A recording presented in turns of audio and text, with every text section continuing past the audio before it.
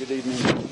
Before I start with the prepared remarks, I have to say it's the greatest of honors to stand here and represent a lot of people that are not standing at this podium. They're not in front of your cameras.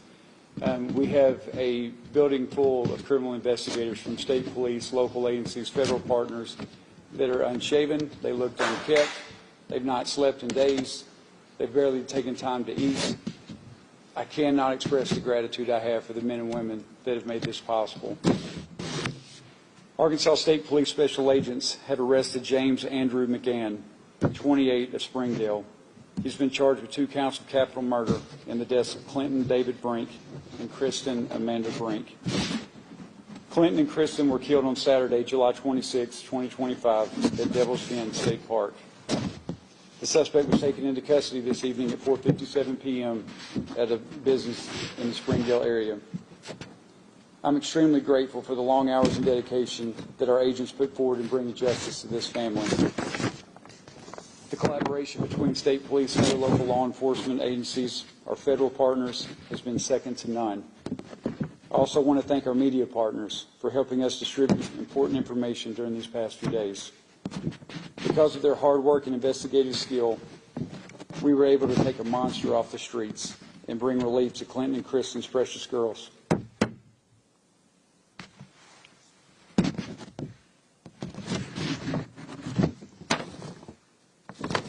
And to the rest of citizens of Arkansas.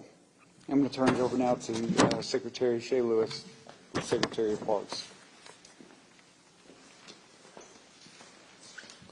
Good evening. My name is Shay Lewis, Secretary of the Arkansas Department of Parks, Heritage, and Tourism, and Director of Arkansas State Parks.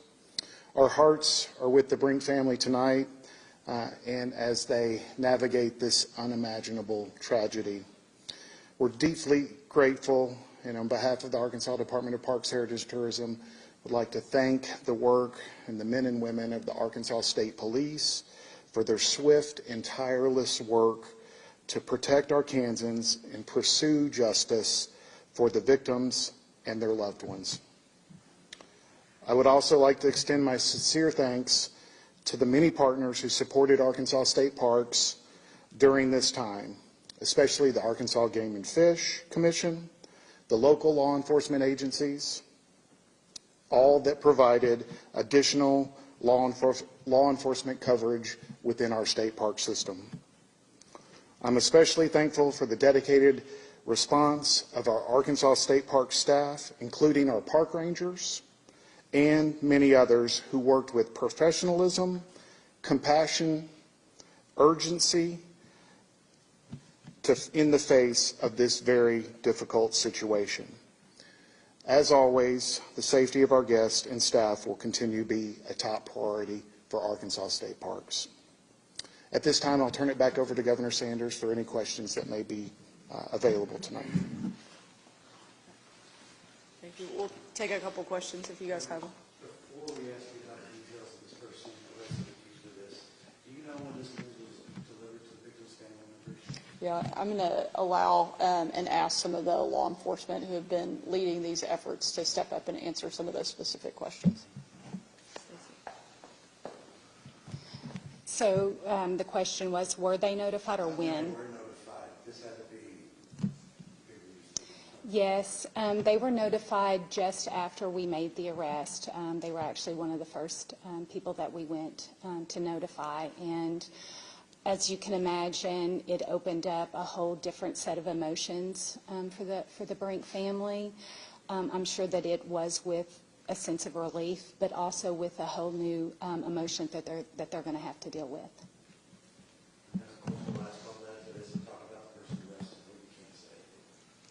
So while an arrest has been made, we are refraining from releasing much of the information that led to that arrest.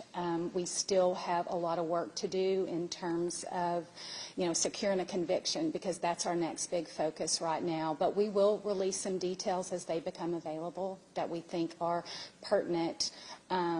The community deserves to know what happened and what led to that arrest, and we'll be happy to share that when the time is right. Can you confirm, we've seen video of an arrest made at this in Springdale, can we confirm that that's where he was taken into custody today? Yes, So that was him. yes. Do we have any sense of a motive, or do we feel this was random at this time? We're not going to talk about his motive right now. We're still exploring and determining exactly what that motive was. So it'd be a little premature for us to speak on that tonight. Anything on this gentleman's background here locally?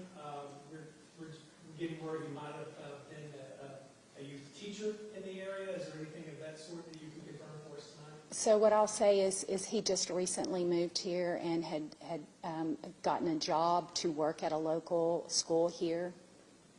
Do you know where he moved from? I believe it was Oklahoma.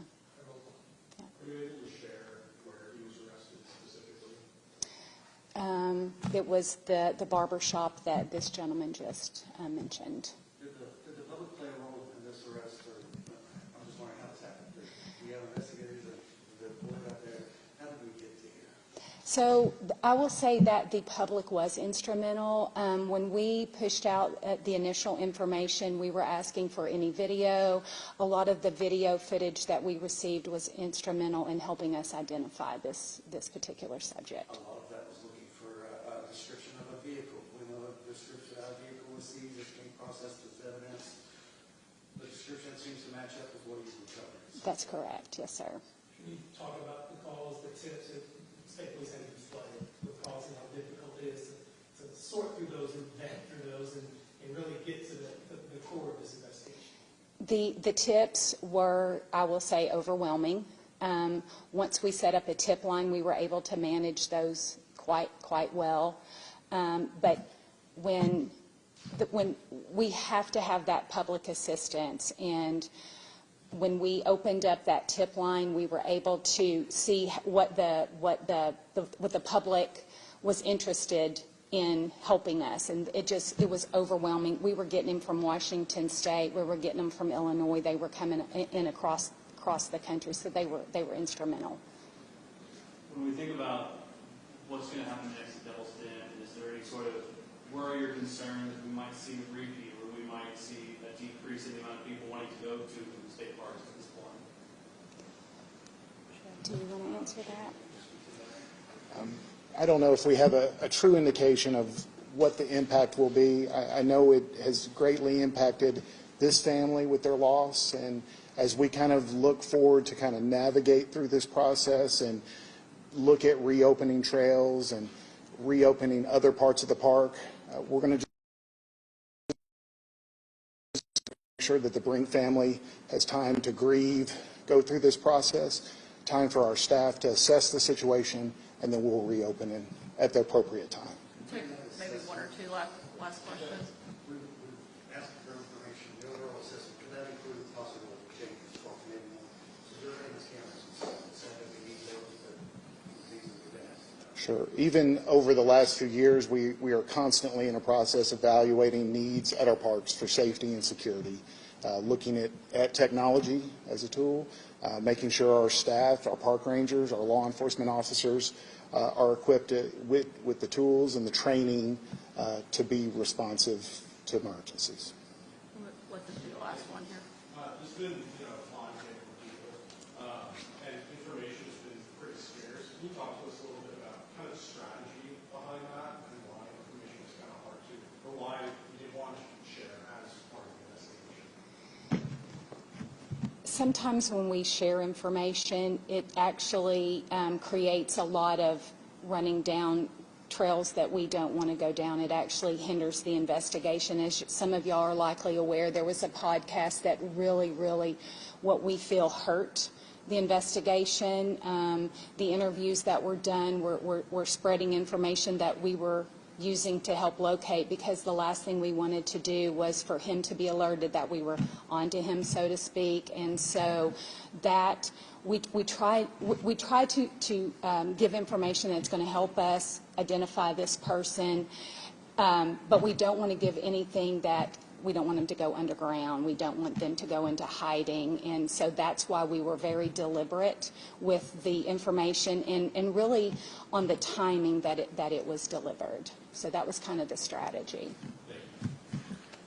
I'll just close out again by saying a big thank you to the men and women of our law enforcement, again, across every level, individuals who have stepped up and offered tips and information to our state parks team and their staff for everybody's collaborative effort over the course of the last several days. And again, we ask that every Arkansan remember this family and lift them up in prayer and offer condolences and comfort to them in any way that you can. So thank you all again, and again, appreciate our law enforcement and prayers for all of Arkansas. Thank you all.